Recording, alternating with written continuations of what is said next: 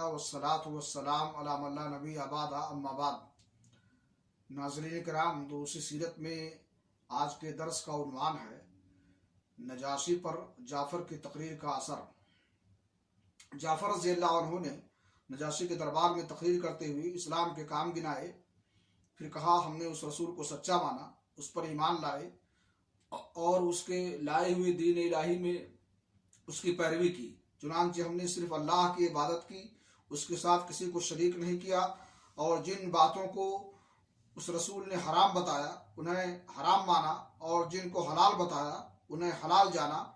اس پر ہماری قوم ہم سے بگڑ گئی، اس نے ہم پر ظلم و ستم کیا اور ہمیں ہمارے دین سے پھیرنے کے لیے فتنے اور سزاؤں سے دوچار کیا، تاکہ ہم اللہ کی عبادت چھوڑ کر بت پرستی کی طرف پلٹ جائیں، اور جن گندی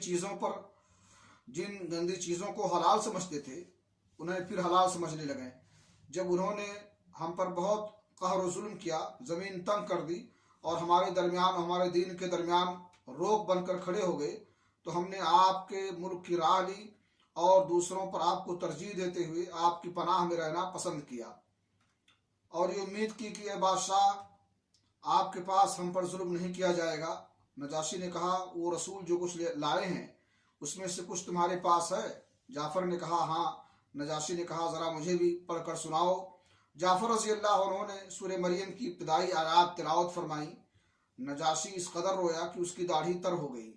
نجاشی کے تمام اسقف بھی جعفر کی تلاوت سن کر اس قدر روئے کہ ان کے صحیفے تر ہو گئے۔ پھر نجاشی نے کہا یہ کلام اور وہ کلام جو عیسیٰ علیہ السلام لے کر آئے تھے دونوں ایک ہی شمعدان سے نکلے ہوئے ہیں۔